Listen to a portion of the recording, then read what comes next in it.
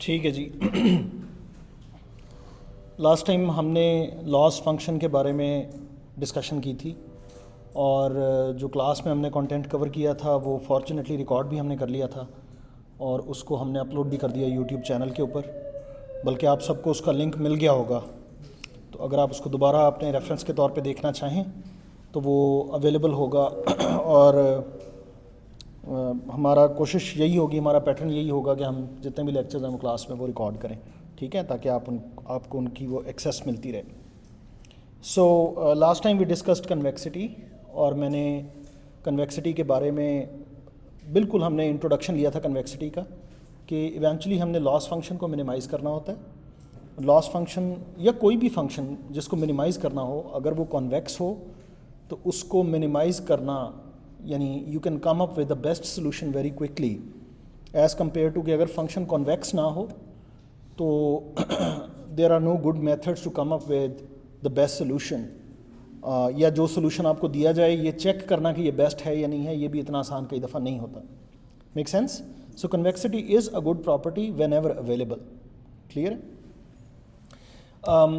अगर function differentiable हो यानी उसका डेरिवेटिव एग्जिस्ट करता हो और उसके एटलीस्ट दो डेरिवेटिव्स एग्जिस्ट करते हैं, यानी डबल डेरिवेटिव उसका एग्जिस्ट करता हो, तो फिर एक टेस्ट जो कन्वेक्सिटी का है कि उसका double derivative will stay non negative on any value of w, यानी जो मर्जी आप w लें the double derivative is non negative. If that's the case the function is convex.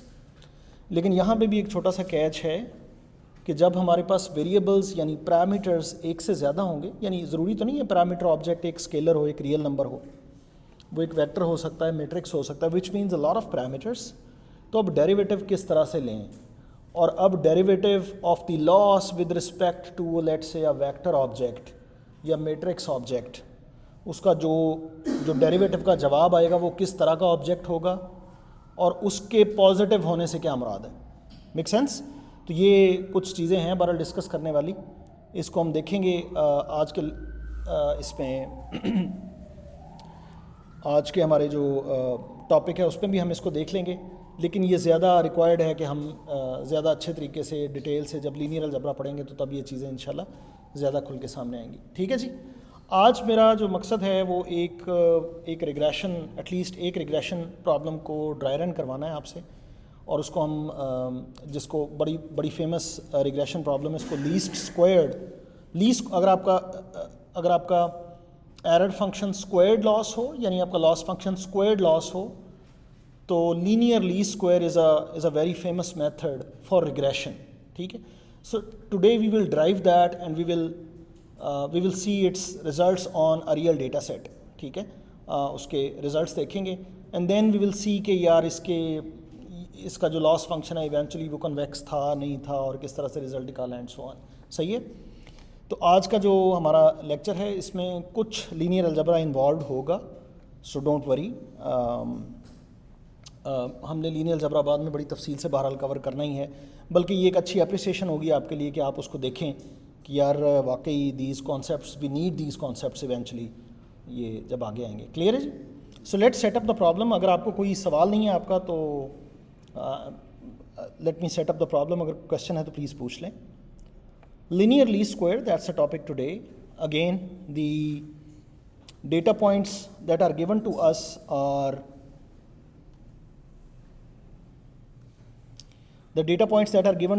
x1, x2 till xn. These are the data points and their corresponding targets y1, y2 and yn.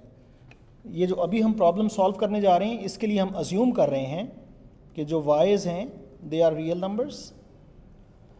Letter on हम देखेंगे कि y's जो हैं they can be vectors, I mean a lot of real numbers, but right now the targets are just real values और scalar target, single target, और वो एक scalar number है। And the x i's they are actually vectors of length d।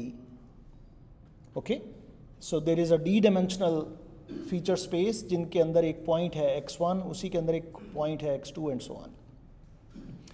जब हम vector space को discuss करेंगे तो then I will build an analogy what do we mean by point. अभी आप यूँ समझ लें कि ये एक अरे है जिसमें d रियल नंबर्स पड़े हुए हैं। Yes, clear? Make sense? And we have n such data points, n, small n. These are the total number of data points that are available to us. Yes? Okay. अगर मेरा जो function है, यानी मैंने देखें लॉस फंक्शन डिफाइन करने से पहले मैंने प्रिडिक्टर यानी वो फंक्शन डिफाइन करना है जिसके पैरामीटर्स मैंने लर्न करने हैं या जो प्रिडिक्शन किया करेगा. If you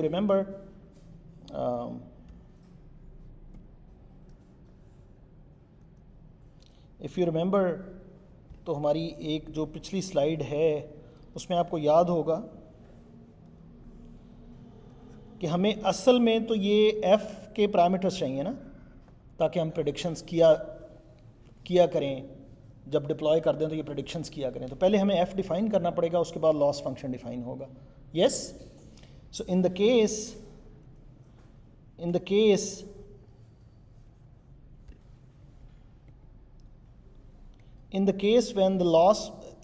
when the function is defined in this way,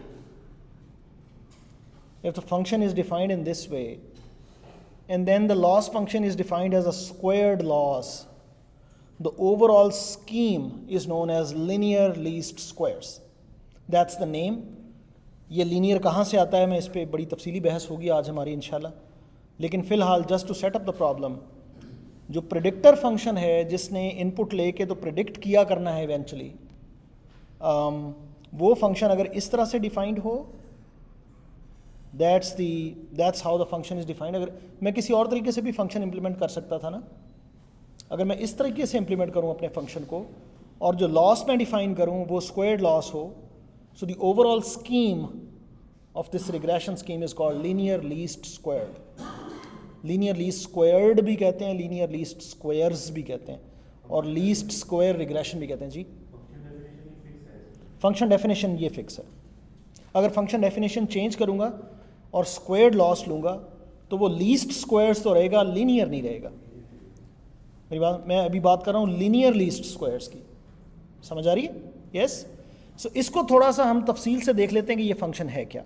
yes, let's see it in more kind of detail.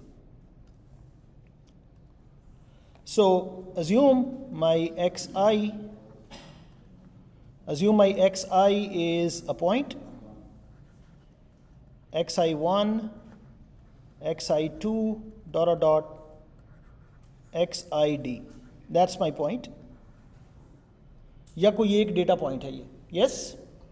और इसके कॉरस्पॉन्डिंग yi एक नंबर है. Yes? And also assume that w is this vector, w1, w2, ... wd. yes? तो अब function definition है क्या? Function definition में दो किस्म के पैरामीटर्स हैं. एक w है जो कि पूरा वेक्टर है, और एक w0 है, मैंने लिखा हुआ अलहदा, जो एक रियल नंबर है. एक और w0 भी है, दैट्स अ रियल नंबर. ये सारे भी रियल नंबर्स हैं, w1, w2, w3, ये भी सारे रियल नंबर्स हैं. लेकिन मैं इन सारे रियल नंबर्स की अरे को एक कह रहा हूँ w, और एक और नंबर भी है w0. ये सारे मिल के पैरामीटर्स d+1 पैरामीटर्स हैं इन टोटल. लेकिन मैं दो ऑब्जेक्ट्स को सेपरेट कर रहा हूँ. एक ऑब्जेक्ट को मैं रियल नंबर कह रहा हूँ अलहदा से, और एक ऑब्जेक्ट है जिसमें d रियल नंबर्स और पड़े हुए हैं. यस? अब ये फंक्शन डिफाइन कैसे होगा? That is basically w1 xi1 plus w2 xi2 plus ... wd xid plus w0. Make sense? That's the function. ये जो फंक्शन मैंने आपको पिछली स्लाइड में दिखाया था, हम उसकी तरफ जा रहे हैं कि उसको ड्राइव कैसे करना है. बेसिकली फंक्शन ये है,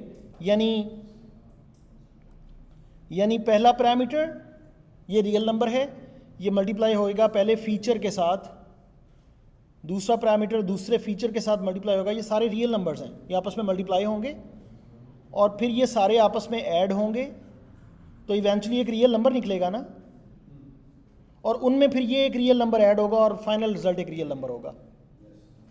मेक सेंस? जी जी जी, वो भी मेरी पैरामीटर्स जो स्पेस है वो D+1 डायमेंशनल स्पेस है। अलग अलग करने की वजह मैं इनको अभी कंबाइन भी करूँगा, अलग अलग करने की वजह सही, क्योंकि मेरा जो इनपुट वेक्टर है उसकी लेंथ D है। अगर मैं पैरामीटर्स की लेंथ D+1 कर दूँ तो फिर मैं वो डॉट प्रोडक्ट की फॉर्म में कैसे लिखूँगा, इसलिए मैंने अलग लिखा, लेकिन इसको हम इम्प्लीमेंटेशन में भी कंबाइन भी करेंगे। Is that okay? So far so good. That's my function. अगर फंक्शन इस तरह का होगा और इसके ऊपर जो लॉस है वो स्क्वायर्ड लॉस होगा, तो जो भी पैरामीटर आप एस्टिमेट करेंगे और फाइनल जो भी प्रेडिक्शन करेंगे, that whole overall process known as linearly squares. अब जरा गौर से देखिए, ये जो नीले रंग का डब्बा है, अगर मैं इसको देखूं तो that becomes W transpose XI, yes, because that's simply a dot product of two vectors, both are column vectors. दोनों को मैंने कॉलम वेक्टर्स की तौर पे लिखा है, तो एक का मैं ट्रांसपोज लूँगा तो वो रो बन जाएगी, दूसरा कॉलम होगा। अब जो मैट्रिक्स मल्टीप्लिकेशन है दैट रिजल्ट्स अ नंबर, और ये मैट्रिक्स मल्टीप्लिकेशन एग्जैक्टली यही है, यही निकलेगा। Yes, is are okay? इसमें डिस्कम्फर्ट तो नहीं है किसी को? और फिर उसके बाद मैं ऐड कर रहा हूँ W0, मेक सेंस? और मेरे जो पैरामीटर्स हैं वो ये वाले हैं। और अगर आप पिछली स्लाइड पे जाएं,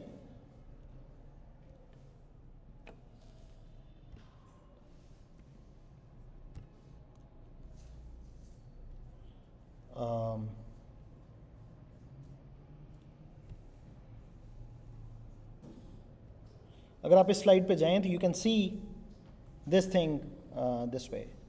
now it should make sense, yes? Now this thing should make sense. That's my function. So far so good? Which is simply the pointwise products and then another parameter being added. And the result is eventually a number, real number. Yes? My input object is an array, my parameter object is an array, and I have one other parameter also which is a real number, but the output is a real number. Clear? So far so good? अगर मैं function को इस तरह से define कर दूं और मैं ith एग्जाम्पल के ऊपर, यानी ith डेटा पॉइंट के ऊपर जो लॉस डिफाइन करूं, that is a squared loss. और गौर से देखिएगा, ये जो चीज़ है ये मेरी प्रेडिक्शन है ना ith पॉइंट के ऊपर, so I am calling this as yi hat, yes? तो अगर मैं ith एग्जाम्पल के ऊपर स्क्वायर्ड लॉस को एज अ लॉस डिफाइन करूं और फिर सारे लॉसेस को सम कर लूं, and that becomes my final loss, yes? So this is known as squared loss. ये स्क्वायर्ड लॉस बहरहाल कहलाएगा चाहे आपका फंक्शन किसी और तरह का भी हो। अभी तो हम फंक्शन इस तरह का ले रहे हैं कि इसको मैं ये टर्म जो लीनियर है मैं इसको समहाउ जस्टिफाई कर रहा हूँ, समहाउ नहीं एग्जैक्टली जस्टिफाई कर रहा हूँ। लेकिन अगर ये फंक्शन जो हम ले रहे हैं ये लीनियर ना भी हो, मैं थोड़ी देर बाद बताऊंगा लीनियर फंक्शन क्या होता है, ये लीनियर ना भी हो तो बहरहाल ये है लीस्ट स्क्वायर्ड, क्योंकि आपने लॉस स्क्वायर ले लिया हुआ है। अगर आपका जो फंक्शन है वो लीनियर होगा तो लीनियरली स्क्वायर्ड, अगर फंक्शन लीनियर नहीं होगा लेकिन लॉस स्क्वायर्ड ही है, स्क्वायर्ड लॉस, तो उसको हम कहेंगे non linearly squared. Make sense? और लीस्ट स्क्वायर्ड क्यों कहते हैं? ताकि हम स्क्वायर्ड लॉस को मिनिमाइज करना चाहते हैं, लीस्ट वो W लेके आना चाहते हैं जो स्क्वायर्ड लॉस को लीस्ट करे, मिनिमम करे, लीस्ट स्क्वायर्ड लॉस, यस? और अक्सर जगहों पे लॉस की जगह एरर भी लिखा होता है, वो कहते हैं least squared error solution. Solution means W star जो निकलते हैं, W स्टार की प्रॉपर्टी क्या है? ये स्क्वायर्ड एरर को या स्क्वायर्ड लॉस को लीस्ट करेगा। So least squared error solution which is W star, yes? Make sense? अब हम इस पे बहस करते हैं कि इसको निकालना कैसे है, इस पे बड़ी तफसीली बहस, अब पूरा लेक्चर इसी पे है, but that's the setup of the problem. Yes, so far so good? Okay, now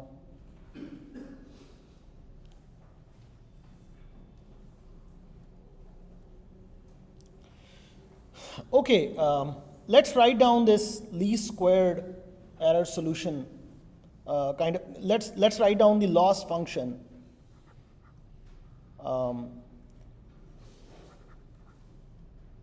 of the whole data set in this particular form. Again, that is I varies from 1 to n we have n data points, yi hat, which is w transpose xi plus w naught minus, because this particular thing becomes yi hat minus yi whole squared. yes? और ये और से देखें, अगर मेरा data set fixed हो तो w और w नॉट को चेंज करने से ये वैल्यू फ़र्क आएगी, और मैं वो w ढूंढना चाहता हूँ जिस पे ये वैल्यू मिनिमम आए. That's my goal. I want to minimize the loss function.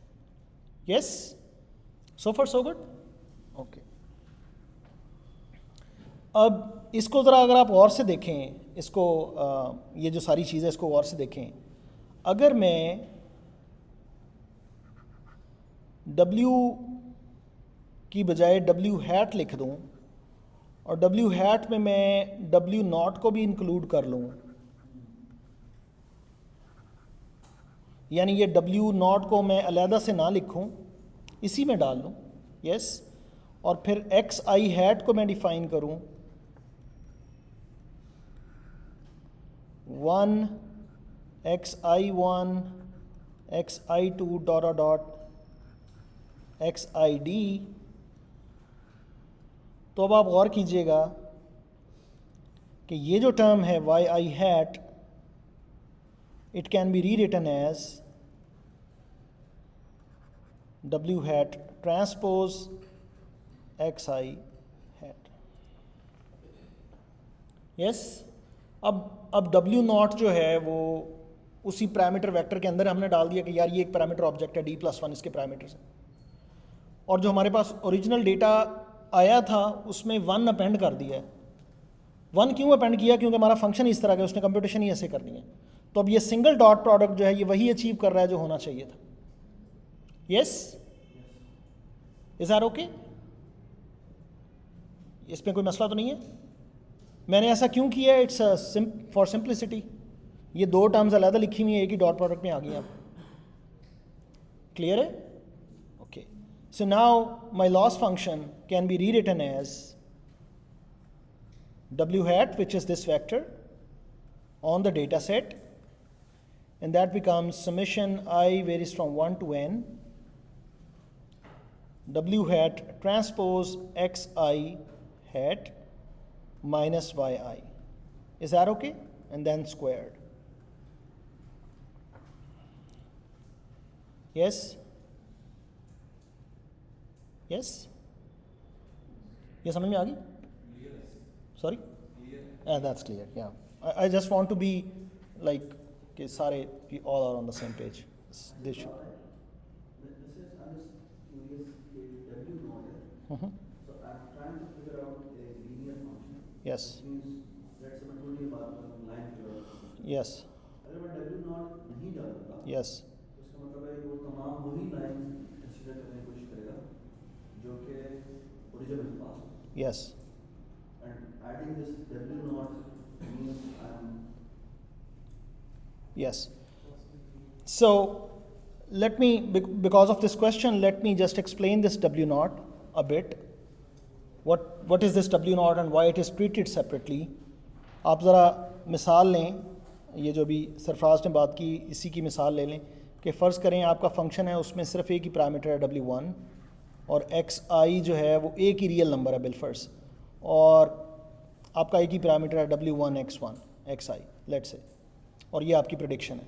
आप इसमें कोई, यानी this is a real number और आपका एक ही फीचर है, यानी जो इनपुट ऑब्जेक्ट है वो रियल नंबर है और आपका पैरामीटर ऑब्जेक्ट एक रियल नंबर है, and that's your function. You are not adding another real number which is w not. तो होगा क्या? ये आपकी प्रेडिक्शन है ना,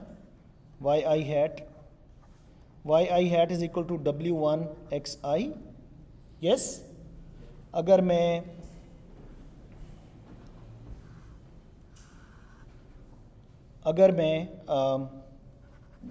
w1 और yi hat का रिलेशनशिप आपस में प्लॉट करूं, सॉरी xi और yi hat का रिलेशनशिप आपस में प्लॉट करूं with, and that's the relationship, तो आप देखेंगे that becomes a line. Sorry, W I don't see, नहीं, W तो फिक्स है, एक पैरामीटर है, W is my parameter. right? तो ये रिलेशनशिप जो आएगा ये एक्स आई और वाई आई के दरमियान आएगा। एक्स अगर ये दूँ तो वाई आई ये निकलेगा, इस रूल के थ्रू निकलेगा, ठीक है। That will become a line like this, which means कि अगर एक्स आई ये हो तो वाई आई ये होना चाहिए। यस अगर एक्स आई ये वैल्यू हो तो वाई आई ये होना चाहिए, अगर एक्स आई ये वैल्यू हो तो वाई आई ये आना चाहिए, एंड सो ऑन। क्लियर है? अच्छा, अब ज़रा गौर से देखिएगा, अगर मेरा एक्चुअल डेटा, यानी अगर मेरा डेटा था ही ऐसा, यानी मेरा जो डेटा था x1 y1, ये एक पॉइंट है ना। अगर मैं x1 को एक रियल नंबर कंसिडर करूं, y1 को एक रियल नंबर कंसिडर करूं, तो x1 y1 एक पॉइंट बनेगा ना। अगर मेरा सारा डेटा ही ऐसा था जो इस लाइन पे लाया करता था इस तरह, तो फिर तो बड़ा अच्छा है, मैं फाइनली एक W1 फाइंड आउट करूंगा जो इसमें लाइन वो इस तरह का W ले आएगा। और अगर डेटा ऐसा था कि वो किसी और लाइन पे लाया करता था लेकिन वो लाइन ओरिजिन से पास करती थी, तो लीस्ट स्क्वायर जो है फाइनली वो एक ऐसा W1 ढूंढ लाएगी। W1 तो सिर्फ ओरिएंटेशन बता रही ना लाइन की, कि लाइन ऐसे होगी, ऐसे होगी, ऐसे होगी। स्लोप समझ लें आप इसको, y is equal to m x plus c होता है ना। m स्लोप बता रहा होता है ना, ओरिएंटेशन लाइन कैसी होगी। c बता रहा होता है कि ये ओरिजिन से कितनी दूर भी है। अगर आप c अलाउ ही ना करें, दूसरा पैरामीटर अलाउ ही ना करें, तो जो भी W1 आप एस्टिमेट करेंगे वो फाइनली ओरिएंटेशन बताएगा कि ओरिएंटेशन ये है, लेकिन line is restricted to go through the origin. मेरी बात समझ में आ रही है? अब इसका नुकसान तब होगा जब एक्चुअल डेटा जो है वो इस तरह का हो कि वो ओरिजिन से पास ही नहीं कर रहा। x1 y1 x2 y2 उनका रिलेशनशिप ही ऐसा है। यस अब अगर आपने एक और पैरामीटर अलाउ नहीं किया तो अब आप वो लाइन इसमें फिट करने की कोशिश कर रहे हैं जो डेफिनेटली ओरिजिन से गुजरेगी और वो बेस्ट लाइन होगी। तो वो कोई ना कोई लाइन तो निकाल ही लाएगा जो बेस्ट है, जो स्क्वायर्ड एरर को मिनिमम कर रही होगी। लेकिन चूंकि आपने रिस्ट्रिक्ट किया हुआ है कि वो लाइन ओरिजिन से पास होगी, लिहाजा आप यहाँ पे देख रहे हैं कि the best line is not the one which should pass through origin. इस केस में जो बेस्ट लाइन होगी गालिबन वो कुछ इस तरह की होगी। आई गेस वो कुछ इस तरह की लाइन होगी। सॉरी ये लाइन है, मैं अपनी तरफ से लाइन ड्रॉ की है। Sorry yes it should pass through origin. यार ये ड्रॉ करते हुए ना it should be like maybe this kind of line maybe, यानी ये एरर जमा ये एरर जमा ये एरर जमा ये एरर जमा ये एरर जमा ये एरर जमा ये एरर, शायद ये सारा सम शायद ये बेहतर हो, या शायद वो लाइन ये हो, क्योंकि ओरिजिन से पास करना रिस्ट्रिक्शन है। ये एरर जमा ये एरर जमा ये एरर, जो एरर मिनिमम होगा, लेकिन वो लाइन ओरिजिन से पास होएगी। क्लियर है? Yes if you allow another parameter, now you can fit a line which is not restricted to pass through origin. अगर बेस्ट लाइन वो हो जो ओरिजिन से पास करनी है, तो जब आप एस्टिमेट करेंगे W0 वैसे ही ज़ीरो आ जाएगा, वो एस्टिमेट ही ज़ीरो होएगा। लेकिन आप शुरू में क्यों फोर्स कर रहे हैं? समझ आ रही बात की? Yes so that W0 has an importance कि it will allow you to leave the origin and go somewhere else in the space. At least you have liberty, and there you can fit the data. समझ आ रही है? So having this parameter is good to have. So far so good? Yes? Okay, great. ये इस function को गौर से देखिएगा, मैंने हैट्स बना दिए हुए हैं। हैट्स बनाने के बाद ये सिचुएशन आ गई। हैट का मतलब क्या है? W0 मैंने इसके अंदर इम्बेड कर दिया और हर मैंने डेटा पॉइंट के ऊपर 1 अपेंड कर दिया, जैसे 1 एक फीचर हो, ये अपेंड कर दिया हुआ है। ठीक है, ओके। नाउ अगर मैं लॉस फंक्शन को दोबारा से लिखूं तो लॉस फंक्शन ये बनेगा, जिसको मैं मिनिमाइज करना चाह रहा हूं वो कुछ ये बनेगा, W hat x1 minus y1 square plus W hat, x1 hat, sorry, x1 hat, yes, thank you, x2 hat minus y2 square plus so on plus W hat xn hat minus yn square. I want to find out this W that minimizes this sum. Is that okay? Yes? Okay.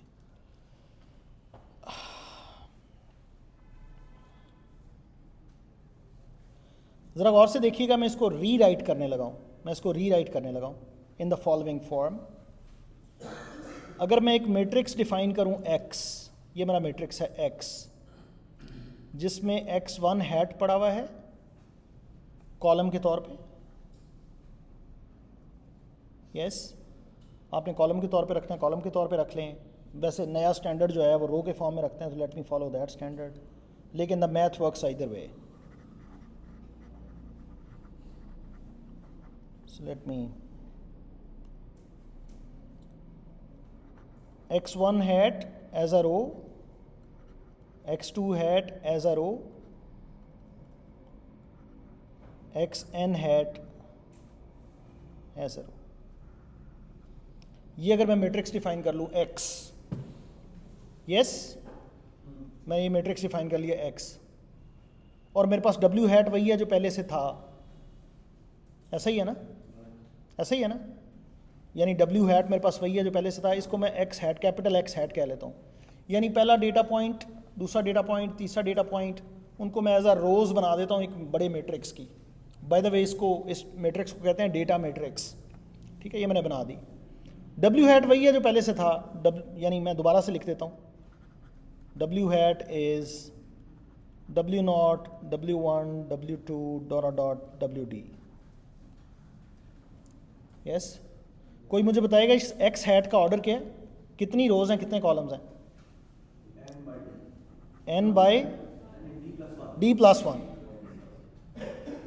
n by d plus one. इसकी n रोज हैं, columns कितने हैं? अगर मैंने 1 append ना किया होता तो कॉलम्स इसके d होते ना, चूंकि मैंने 1 अपेंड किया हुआ है तो अब d plus one columns. Yes, ये जो w है this is d plus one by 1. So far so good. अब यहां पे आपकी एबिलिटी चेक होनी है जी.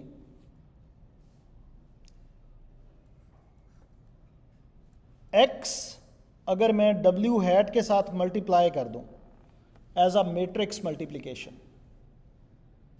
यस, तो मुझे कोई बताएगा कि पहली वैल्यू, इसका जवाब एक वेक्टर आएगा ना, इसका जवाब एक वेक्टर आएगा, यानी पहली रो और ये, फिर दूसरी रो और ये. मुझे बताएंगे कि ये यहाँ पे क्या वैल्यूज आएंगी? सॉरी, आप देखेंगे कि यहाँ पे y1 हैट आएगा. Yes, the first entry. Second entry is y2 hat. Is that visible? First row, first column, first row and the column, that brings y1 hat.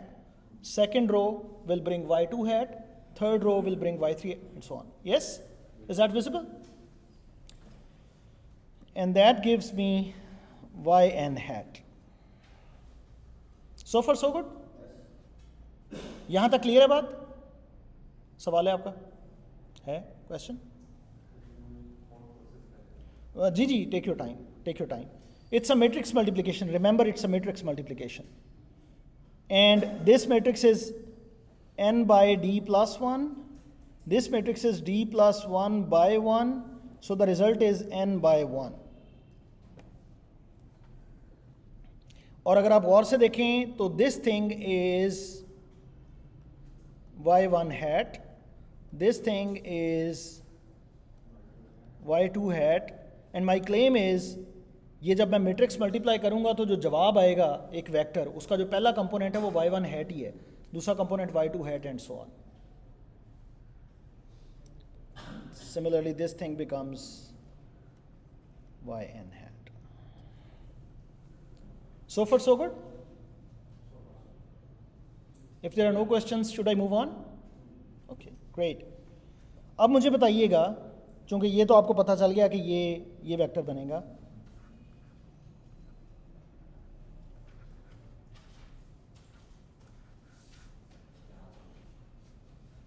ये क्या चीज़ बनेगी? Where y is the vector of targets, actual targets, y2, yn. I have actual targets. Data set में मेरे पास था ना y1, y2, y3, उनका अगर मैं एक वेक्टर बना लूँ अलहदा से y के नाम से, so that is vector of targets.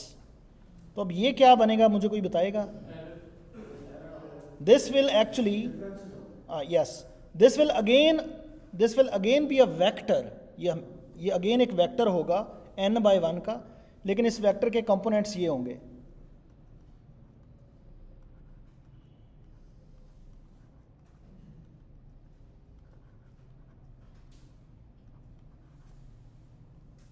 Agreed? और ये n/1 का एक वेक्टर है, जैसे कोई भी अरे होती है उसमें ये नंबर्स पड़े हुए हैं। Is that okay? Make sense? अच्छा, किसी भी वेक्टर की मैग्नीट्यूड क्या होती है? आपके पास एक वेक्टर हो, मिसाल के तौर पे आपने ये पढ़ा होगा, मैं और सादा मैग्नीट्यूड की बात कर रहा हूँ, जो आपने फिज़िक्स में मैग्नीट्यूड पढ़ी है किसी वेक्टर की, उसको यहाँ पे यानी मैथमेटिक्स में उसको यूक्लिडियन नॉर्म कहते हैं, लेकिन उसको मैग्नीट्यूड भी कहते हैं, ठीक है, जो आपने पढ़ी हुई है। वो होती क्या है? फॉर एग्जांपल मेरे पास एक वेक्टर हो 2, 4, 9, तो इसकी मैग्नीट्यूड क्या होगी? इसकी कोई डायरेक्शन होगी, कोई मैग्नीट्यूड होगी। डायरेक्शन तो यूनिट वेक्टर होगा ना, जब आप मैग्नीट्यूड से डिवाइड करेंगे तो जो यूनिट वेक्टर होगा उसको हम कहते हैं डायरेक्शन वेक्टर। यस, मैग्नीट्यूड क्या है? Magnitude is a number. वो क्या है? That is actually first component square, second component square, third component square and the square root, that is called the magnitude. Yes, इसको मैग्नीट्यूड भी कहते हैं, इसको नॉर्म भी कहते हैं, नॉर्म।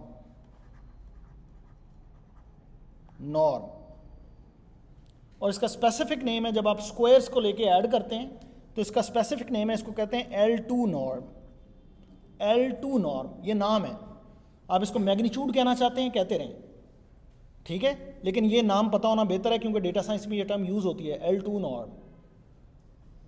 सही है। और मैग्नीट्यूड कंप्यूट करने के और तरीके भी हैं, L1 norm, L infinity norm, कई तरीके हैं।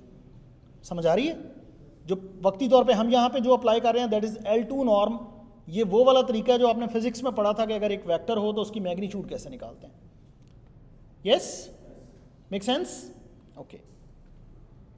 और किसी भी वेक्टर की L2 नॉर्म इस तरह से लिखी जाती है, यानी मेरे पास अगर एक वेक्टर हो विच इज़ अरे ऑफ नंबर्स, उसकी मैंने L2 नॉर्म कंप्यूट करनी हो तो उसको लिखने का तरीका मैथ में ये होता है, L2 norm, which is simply the magnitude of the vector.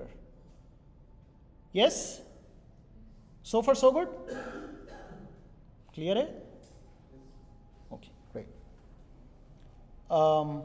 और मैं अगर ये स्क्वायर रूट हटाना चाहूँ तो मैं L2 नॉर्म का स्क्वायर भी ले सकता हूँ, यानी जो भी नॉर्म आई है उसका स्क्वायर ले लें, तो अब स्क्वायर नॉर्म, स्क्वायर रूट हटाना है अगर आप चाहते हैं।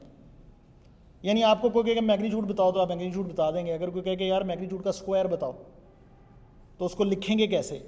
जो मैग्नीट्यूड लिखी हुई है उसका स्क्वायर लेंगे ना, तो उसको लिखने का तरीका, ये तो मैग्नीट्यूड लिखी हुई है यहाँ तक, अगर ये मैं ऊपर वाला 2 हटा दूँ, ऊपर वाला 2 हटा दूँ तो ये तो मैग्नीट्यूड लिखी हुई है ना, ये एक लाइन और है यहाँ पे, इसका स्क्वायर अगर ले लूँ दैट बिकम्स मैग्नीट्यूड स्क्वायर। उसको शॉर्टन ऐसे लिखते हैं कि ये ब्रैकेट्स नहीं डालते, बस ऊपर एक 2 लिख देते हैं, which means square of the magnitude. So far so good? अब ये L2 का नॉर्म का भी स्क्वायर है, L2 नॉर्म का square, yes yes. Okay, here is the big claim that I am going to make. My loss function which is this thing, my loss function is actually this quantity.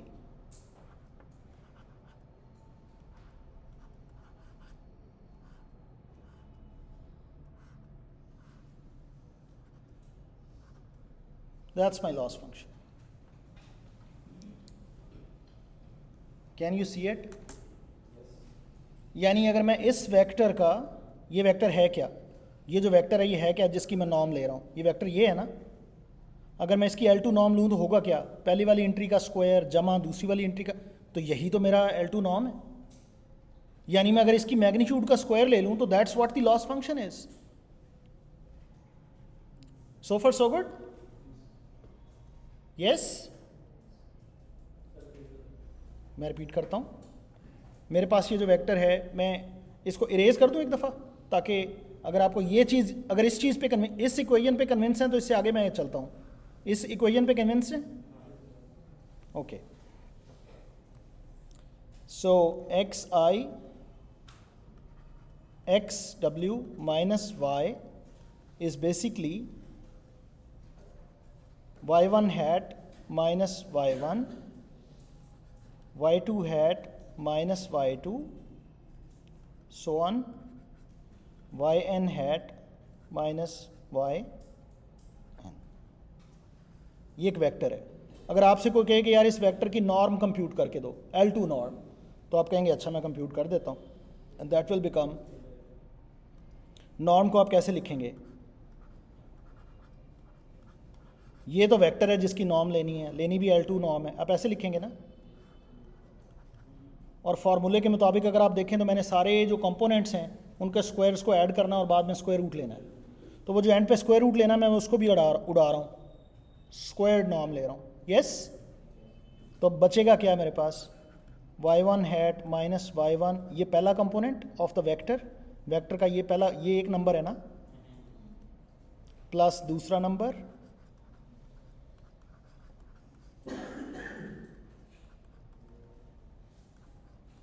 आखिरी number.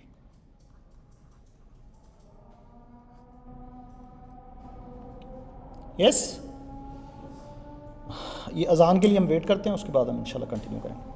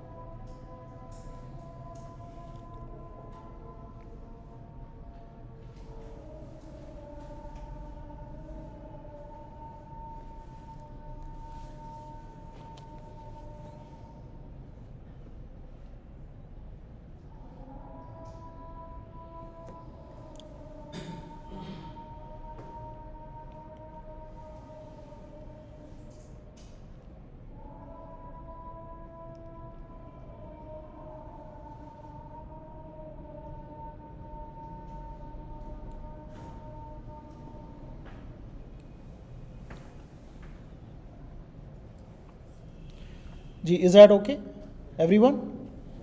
और अगर इसको गौर से देखें आप जी, sir ये जो हमने इतना बड़ा प्लॉट बनाया है लॉस फंक्शन डिफाइन करने से लेके यहाँ तक, ये हमने सिर्फ इसकी कंप्यूटेशन को फास्ट करने के लिए किया? अभी हम सिर्फ देख रहे हैं कि loss function may be it can B simplified, और सिंप्लीफाइड व्यू में जाके अगर हम मिनिमाइज़ करना शायद आसान हो। इफ़ वी लॉस फंक्शन वही रहेगा, but if it can be represented in a simple way, maybe we can have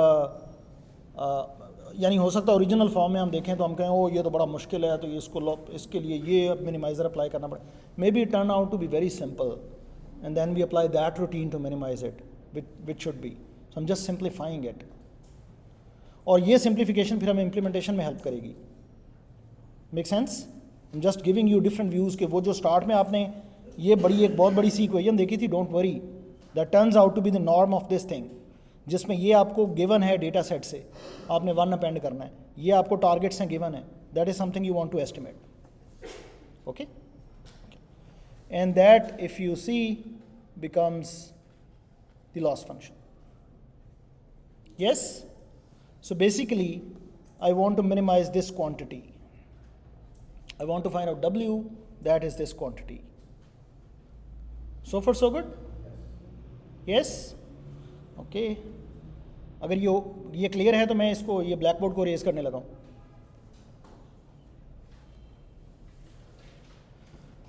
okay, bottom line.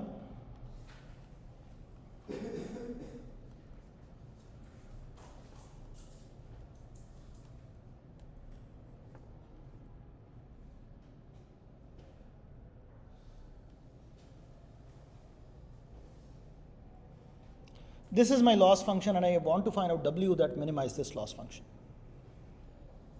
Yes? So far so good? Great. Now एक और आपको रिलेशनशिप आज दिखाते हैं, मुमकिन है आपने पहले भी देखा हो, but now you will see and you will appreciate. अगर मेरे पास एक वेक्टर हो, फॉर एग्जाम्पल 2 4 9, और मैंने इसकी नॉर्म स्क्वायर लेनी हो, which means I want to compute the norm L2 norm squared of this vector, then obviously it becomes 2 square plus 4 square plus 9 square. Yes? Is that okay? अगर ये column vector के तौर पर represented है, आप ज़रा गौर कीजिएगा, that is also equal to, the same quantity is also equal to, अगर मैं V का ट्रांसपोज ले लूँ which becomes a row vector, and then I multiply that with the V which is the column vector, and then I do matrix multiplication. Yes? 2 times 2, 2 square, plus 4 times 4, 4 square, plus 9 times 9, 9 square, which is the same thing.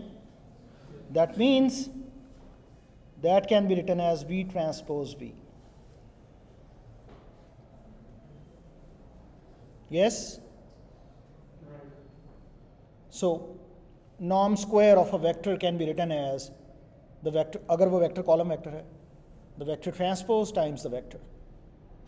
It's the dot product of the vector with itself. Yes? With that, we can see that this thing becomes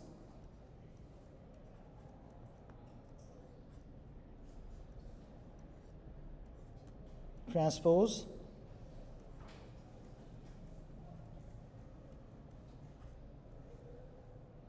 okay, because that's a vector inside, उसका transpose और उसके साथ multiply करें, and that's my loss function. I'm going to erase the blackboard if that's okay. By the way, ये record भी हो रहा है, so record भी हो रहा है, so if you really want to take notes, but this is recorded. चलें आगे. Okay, I'm rewriting the loss function again. Sorry to rewrite loss function so many times in different shapes, but I guess that is conveying something. My loss function eventually becomes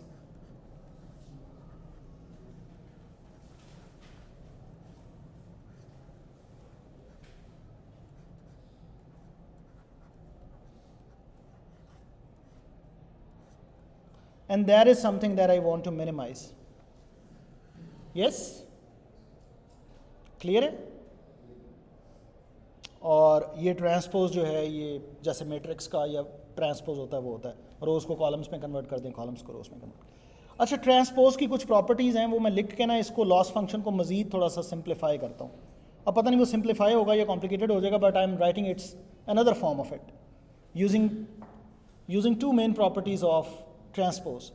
One property is if A and B are matrices and I am taking the product and then taking the transpose, that becomes B transpose A transpose.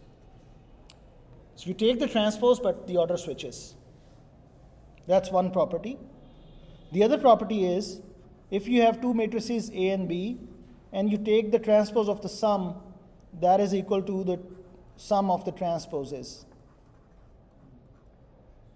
So these are two properties that I will be using to rewrite this loss function in a different form. Okay? First of all, I will apply this transpose over the sum. अगर आप गौर से देखें तो दो matrices हैं जो add हो रहे हैं. मैं इस सम पे जब यानी ऐड हो रहे हैं या माइनस हो रहे हैं, that's okay. Should I right this thing minus? अगर माइनस है तो माइनस, प्लस है तो प्लस. यस? और जब मैं ट्रांसपोज इस पे अप्लाई करूंगा, the transpose will be applied individually and that thing will become, ये मैं थोड़ा सा पीछे से शुरू कर रहा हूँ. That thing will become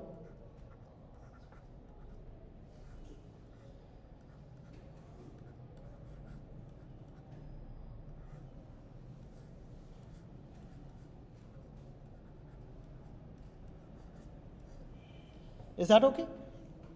Yes. Yes? And now I will be using the first property on this component. And I will get the following. W hat transpose, X hat transpose, minus Y transpose, times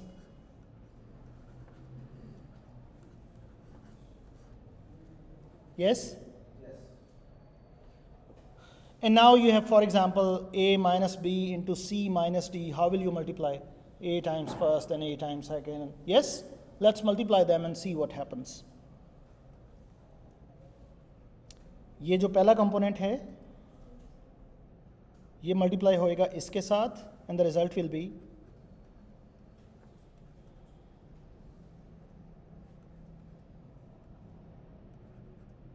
that's the first multiplication. Yes?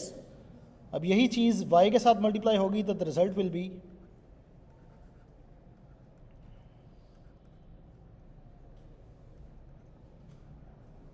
Yes. अब ये minus y इसके साथ multiply होगा, the result will be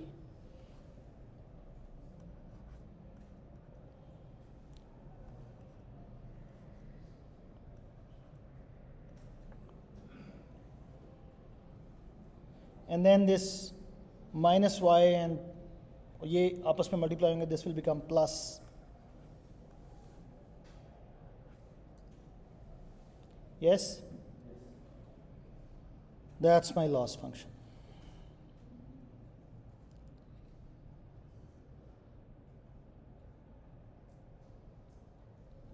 अब पता नहीं आप कहेंगे कि ये सिंप्लीफाई किया है, इसको सिंप्लीफिकेशन कहते हैं. But take my words, it is simplified version. अभी हम इसको जब मिनिमाइज़ करने जाएंगे, देखें किसी फंक्शन को जब मिनिमाइज़ करना होता है तो और वो डिफरेंशिएबल फंक्शन हो तो आप उसका डेरिवेटिव लेते हैं, you put the derivative equals to 0 and then you find out the values. अब मुझे इसका डेरिवेटिव लेना है डब्ल्यू हैट के एतबार से, यानी I want to differentiate the loss function, and whatever my derivative is, I put it equal to 0 and I find that's how we minimize function, any function. Yes? अगर वो convex function होगा तो उस point पे global minimum निकलेगा, अगर वो convex function नहीं होगा तो उस पॉइंट पे लोकल मिनिमम निकलेगा, लेकिन निकलेगा minimum where the gradient is 0. Gradient में क्यों कह रहा हूँ? जब एक वेरिएबल होता है तो उसके लिए ऐसे डेरिवेटिव लेते हैं तो उसको डेरिवेटिव कहते हैं. जब आपके मल्टीपल वेरिएबल्स, हमारे पास d+1 वेरिएबल्स हैं, W0, W1, W2, d+1 है ना, हर एक के एतबार से सेपरेटली मैं डेरिवेटिव लूँगा जिनको पार्शियल डेरिवेटिव्स कहते हैं. सही है? और उन सारे डेरिवेटिव्स का एक मैं अगर वेक्टर बना लूँ, that becomes a gradient vector. यानी derivative of the loss with respect to W0, that's one thing. Derivative of the loss with respect to W1, that's another component. And if I concatenate all these components in a vector, that becomes a vector of derivatives, which is called vector of partial derivatives. That is called gradient vector, or simply called gradient. That's it. Yes? Yes. Why? Because W's are my parameters. My function has parameters W, and I want to minimize over what quantity, जिस quantity पे मैं minimise करना चाहता हूँ मैंने उसके लिहाज से मैंने उसका चेंज देखना है। इसको चेंज करने से W क्या चीज़ है जिसको चेंज करने से L यानी लॉस फंक्शन ऊपर नीचे हो रहा है? What is that thing? That is W.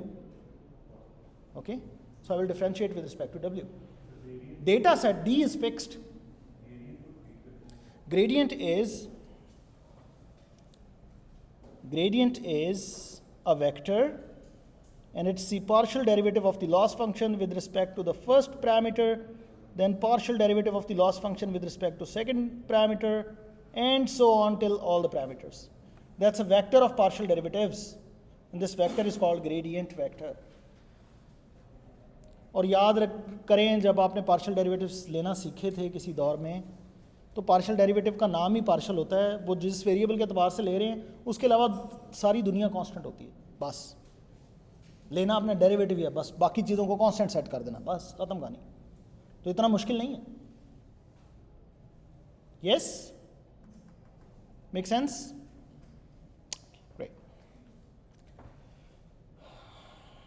सही है। I have a few minutes left और मुझे इसको मिनिमाइज करके कोड चलाना है, so I am moving towards that direction. सही है। अब जो मैं करने जा रहा हूँ, देखें, अब जो मैं करने जा रहा हूँ, मैं इस फंक्शन का डेरिवेटिव लेने जा रहा हूँ with respect to W vector. आपने किसी फंक्शन का डेरिवेटिव वेक्टर के लिहाज से आज तक नहीं लिया, इंडिविजुअल वेरिएबल्स के लिहाज से पार्शियल डेरिवेटिव्स लेते हैं, वो आपने सीखा नहीं। इसको कहते हैं वेक्टर कैलकुलस, या वैसे वेक्टर कैलकुलस शायद नाम कहें, हम इसको कहें vector derivative, derivative with respect to vector. होता यही है कि आप इंडिविजुअल पार्शियल डेरिवेटिव्स लेते हैं और बाद में आप देखते हैं अच्छा मैंने अगर पूरे के लिहाज से लेना होता तो ये फार्मूला बनता है, वो फार्मूला लोगों ने लिख के रखा हुआ है। अगर मैट्रिक्स के लिहाज से आपका जो पैरामीटर ऑब्जेक्ट है वो मैट्रिक्स है, तो पूरे मैट्रिक्स के लिहाज से डेरिवेटिव लेने का मतलब क्या है? हर पैरामीटर के लिहाज से इंडिविजुअली पार्शियल डेरिवेटिव्स ले रहे हैं, फिर उनका एक मैट्रिक्स बना रहे हैं। अच्छा, वो मैट्रिक्स इस तरह का बनता है, तो जब भी मैट्रिक्स के लिहाज से डेरिवेटिव लेंगे जवाब ये आएगा। कुछ फार्मूले लोगों ने रखे हैं, मैं वो फार्मूला भी यूज़ करूँगा। समझ आ रही है? नेक्स्ट क्लास के अंदर हम डेरिवेटिव्स, पार्शियल डेरिवेटिव्स और ग्रेडियंट्स बनाना सीखेंगे, लेकिन अभी मैं फार्मूला यूज़ करूँगा कि मेरा जो पैरामीटर ऑब्जेक्ट है मैंने उसके लिहाज से डिफ्रेंशिएट करना है और फिर जो जवाब आएगा उसको मैंने जीरो करना है, इक्वल्स टू जीरो। तो अब मेरे जो भी डब्ल्यूज निकलेंगे they are the best. Yes, so I am going to use that formula for now, which you don't know, but that's okay. Just take my words that this is the formula. Make sense? Okay. So I want to erase everything else, but I want to keep this thing alive. क्या करूं? Sorry? Yes. Let's rewrite. Can you help me? आखिरी, last one.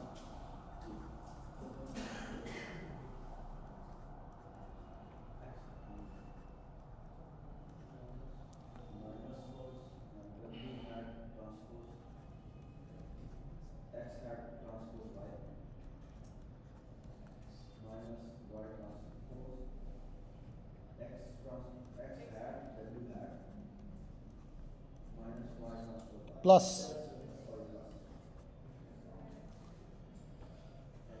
सही है।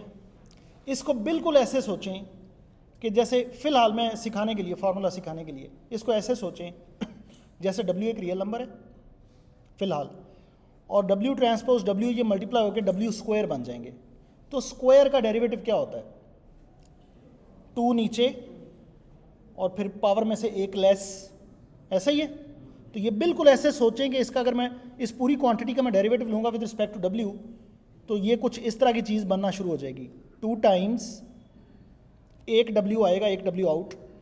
अब फार्मूले के मुताबिक जो W आउट होगा that will be a transpose वाला W, the rest will stay.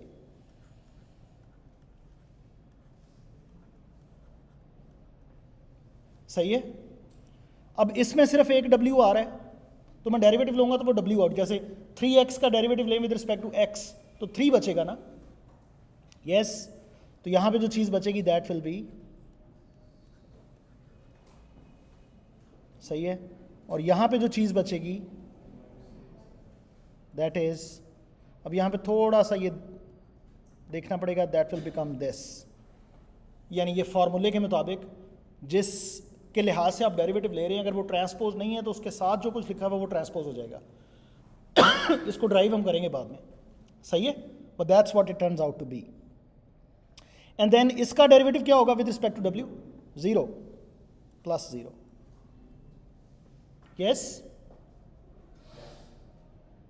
That's a derivative of the loss. Sorry, let me call this as derivative of the loss with respect to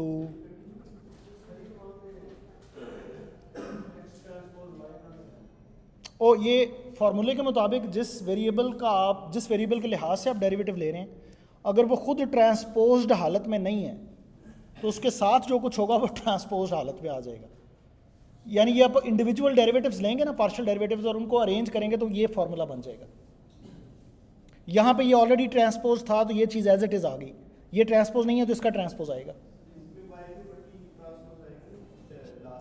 sorry, this last यहाँ पे वो y के ऊपर transpose था ना, तो transpose of a transpose vanished. मैंने y transpose का ट्रांसपोज लिया है but that vanishes. Yes, so far so good. अब ये देखिएगा, अगर मैं इन दोनों को कंबाइन करूं, the gradient becomes 2 times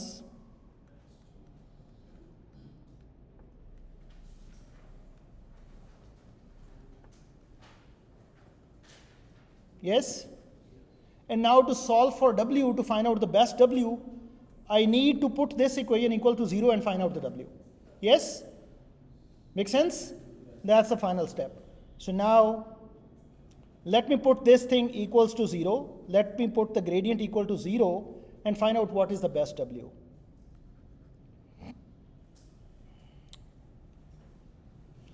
जब मैं 0 के इक्वल पुट करूंगा ये 2 इज आउट। जब मैं 0 के इक्वल, अब ये मैं 0 के इक्वल पुट कर रहा हूं, यस, 0 के इक्वल पुट करूंगा 2 इज आउट। अगर मैं इस क्वांटिटी को राइट हैंड साइड पे लेके जाऊं तो ये प्लस हो जाएगी, so I will gate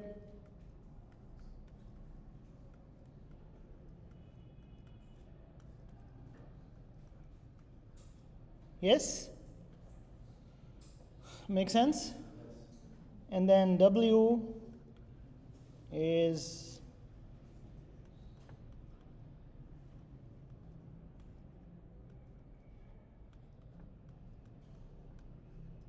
that is my w star. Make sense?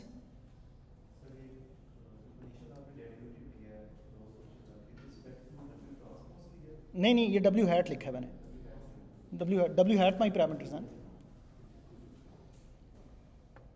वो ग्रेडियंट है इसलिए ग्रेडियंट को लिखने का तरीका गालबन ये होता है, वो पार्शियल की फॉर्म में नहीं लिखते, वेक्टर है ना एक। सही है जी।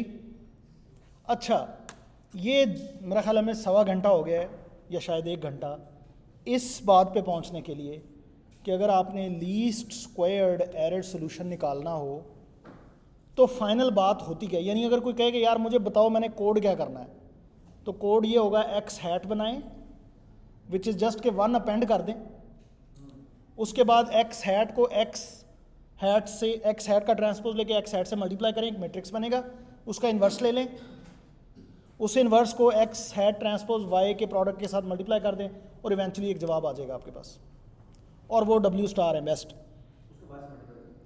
वाई से मल्टीप्लाई करना यानी perform this thing, perform this sequence of operations, and that's your best W. यानी implementation ये है, एक लाइन।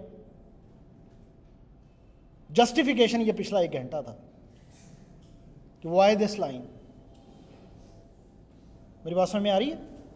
यहाँ पे भी कुछ हैक्स हैं, यानी आप में से ऐसे लोग जिन्होंने लीनियर अलजेब्रा रिसेंटली पढ़ी है या कुछ ना कुछ उन्होंने अप्लाई की भी है, वो ये सवाल कर सकते हैं कि यार x transpose x hat transpose x hat, इस ये जो मैट्रिक्स है, let me call this matrix as right now, let me call this matrix as A. आपने ए का इन्वर्स लिया है, अगर ये इन्वर्टेबल ना हो तो मैट्रिसेस होते हैं ना, कुछ इन्वर्टेबल होते हैं कुछ इन्वर्टेबल नहीं होते, जिसका डिटर्मिनेंट 0 हो वो इन्वर्टेबल नहीं होता, जिसका डिटर्मिनेंट 0 नहीं है वो इन्वर्टेबल होता है। आपने बड़ा सेफली उठा के इन्वर्स उधर कर दिया, इन्वर्टेबल था तो इन्वर्स लिया ना, क्या गारंटी है कि ये इन्वर्टेबल होगा? द आंसर इज कोई गारंटी नहीं है, ज़रूरी नहीं है ये इन्वर्टेबल हो। तो अब क्या करेंगे? अगर इन्वर्टेबल नहीं है तो सोल्यूशन कैसे निकालेंगे? समझ आ रही बात की? तो अगर आपने लीनियर अलजेब्रा में नहीं पढ़े हुए तो सूडो इन्वर्सेस होते हैं मैट्रिसेस के। जो मैट्रिक्स इन्वर्टेबल नहीं होता उसको सूडो इन्वर्स एग्जिस्ट करता है, which is approximate inverse in some sense. हम पढ़ेंगे लीनियर अलजेब्रा में बड़ी तफसील से, सिंगुलर वैल्यू डीकम्पोजिशन से वो बनाए जाते हैं, and they work just as fine. यानी आपका मैट्रिक्स इन्वर्टेबल नहीं है, don't worry, take pseudo inverse. वो सूडो इन्वर्स के केस में होगा ये कि आपके W star that will not be a unique point, there will be so many W stars and you can pick any, the solutions are infinite. The objects जो आप W star निकलेंगे that will not be a one single parameter object, there are several parameter objects that minimize the loss, उनमें से कोई एक pick कर ले आप। So that's what the pseudo inverse will give, but we will study how this happens in linear algebra. Right now just take my words. Although that's a problem कि अगर ये इन्वर्टेबल नहीं है तो क्या करें? Well, apply pseudo inverse, and pseudo inverse is a concept in linear algebra, pseudo inverse of a matrix. Make sense? Yes? So far so good? Great. Implementation on real data set.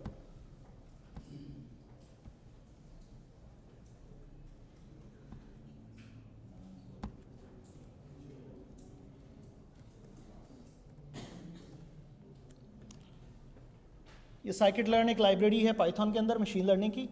फ़िलहाल मैंने सिर्फ इसको इसलिए use किया कि मैं इसमें से एक डेटा सेट पड़ा हुआ वो उठाना चाहता हूँ, अदरवाइज़ आपको फ़िलहाल you will stay in नमपाई। Clear है जी? इससे मैंने एक डेटा सेट उठाया जो डायबिटीज़ का डेटा सेट है, यस, और ये मुझे x बना के देगा, यानी x के अंदर पहली रो जो है वो x1 है, दूसरी रो जो है वो x2 है, ये मुझे मैट्रिक्स देगा। हाँ, मैंने इसके ऊपर 1 अपेंड करना याद रखिएगा। Make sense? ये मुझे बना के देगा, और y कोई टारगेट है जो मैंने डिटेक्ट करना है। और फिलहाल ये डेटा सेट ऐसा है कि ये डेटा सेट ऐसा है कि इसमें जो टारगेट है वो सिंगल रियल नंबर है। सो जो हमने पढ़ा है वो एग्जैक्टली उस पर मैप कर रहा है जो अभी तक हमने ड्राइव किया है। सही है जी? So let's see number of samples, यानी टोटल नंबर ऑफ सैम्पल्स मेरे पास, total number of data points वो 442 है। नंबर ऑफ फीचर्स ये 442 के हैं। n, वैल्यू ऑफ n याद है कितने डेटा पॉइंट्स हैं? 442। एक डेटा पॉइंट की डायमेंशनैलिटी कितनी है, यानी कितने फीचर्स हैं? 10। यस, ये डेटा सेट ऐसा है, कोई और डेटा सेट उठाएंगे उसकी फर्क डायनामिक्स होंगी। Yes, okay. और ये x मैट्रिक्स है। अब बताइए x भी मेरे पास है, y भी मेरे पास है। y एक वेक्टर है जिसमें 442 एंट्रीज हैं, टारगेट्स का वेक्टर है। सही है? अब अगली है main implementation of least square, और वो आप देख के हैरान होंगे। चले हैरान कर देते हैं आपको। इसमें ये 2 लाइनें तो वैसे ही प्रिंट की हैं, इसको तो छोड़ दें। ये मैंने क्या किया है, मैंने x1 बनाया है, यानी वंस अपेंड कर दिए हैं टॉप पे मैट्रिक्स, जिसको मैं नोट्स में मैं इसको x हैट कह रहा था, चले मैं इसको अब x1 कह लेता हूँ। सही है? उसके बाद मैंने क्या किया, ज़रा गौर से देखिएगा, np.linearalgebra.p inverse, p for pseudo inverse. ये तो वो फंक्शन है जो हमें चाहिए था। अच्छा, अगर इन्वर्स एग्जिस्ट करता तो ये एक्चुअल इन्वर्स ले आएगा, अगर इन्वर्स एग्जिस्ट नहीं करता तो सूडो इन्वर्स ले आएगा। अगर आप np.linearalgebra.inv का फंक्शन भी है इन्वर्स निकालने का, अगर वो कॉल करेंगे और फंक्शन इन्वर्ट और मैट्रिक्स इन्वर्टेबल नहीं होगा तो एरर देगा। तो it is safe to call this one. Yes, चाहे इन्वर्टेबल है चाहे नहीं है, इट विल रिजल्ट। इन्वर्टेबल है इन्वर्स आएगा, इन्वर्टेबल नहीं है सूडो इन्वर्स आएगा। अच्छा, सूडो इन्वर्स किसका ले रहे हैं? x हैट ट्रांसपोज x का, इसी का लेना था। उसको फिर मल्टीप्लाई किसके साथ कर रहे हैं?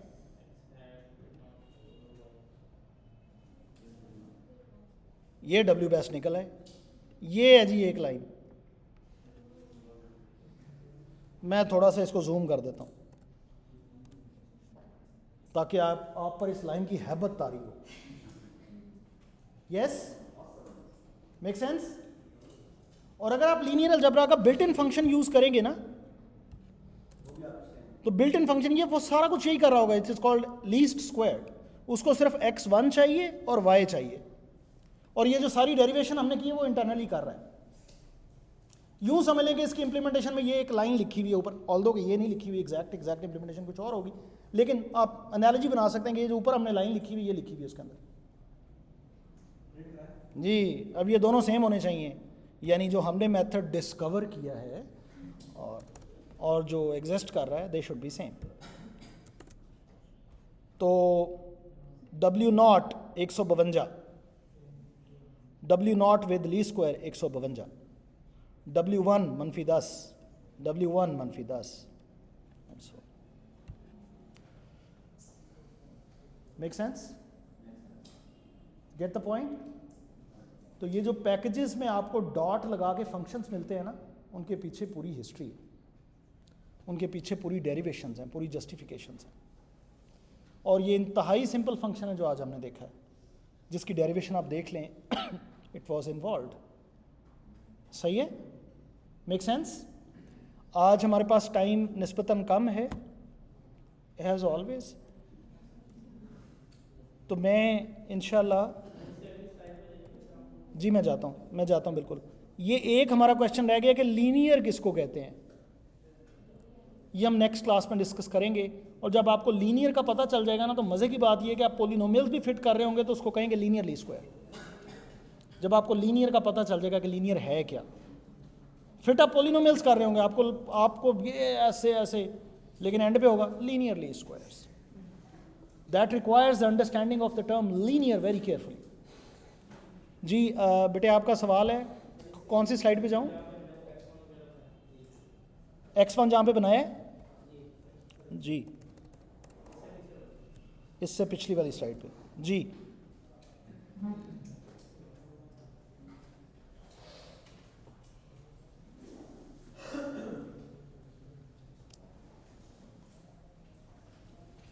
ये लिख रहे हैं आप? कोई सवाल नहीं था आपका?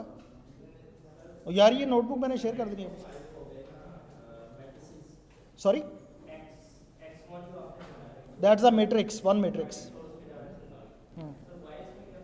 y targets y1, y2, y3, y4 data set में थे ना, y1, y2, ये उसका वेक्टर है। अच्छा, मेरी एक गुजारिश है आपसे, पहली असाइनमेंट डिले होती जा रही है क्योंकि मैं उस कंटेंट तक नहीं पहुंच रहा जिसके बाद में असाइनमेंट देनी है, and I am trying my best कि नेक्स्ट क्लास में मैं वो कंटेंट कवर कर लूँ। उसके लिए मेरी आपसे गुजारिश ये है कि आप घर में जाएँ, अपनी कैलकुलस की या एफएससी की जो भी किताब उठाएं, उससे डेरिवेटिव्स और पार्शियल डेरिवेटिव्स पढ़ के आएँ। और अब आपको समझ आ रही होगी कि क्यों पढ़ के आएँ। We need these to optimize functions. समझ आ रही है? ये पढ़ के आइएगा ताकि हमारा कम वक्त लगे ये बताने में कि डेरिवेटिव कंप्यूट कैसे करते हैं, ज़्यादा वक्त इस पे लगे कि डेरिवेटिव अगर कंप्यूट करना आता हो तो उसकी एप्लीकेशंस क्या है। समझ आ रही है जी? जी सवाल। That's a parameter list. Yes, that's W star. चलें जी, बहुत शुक्रिया।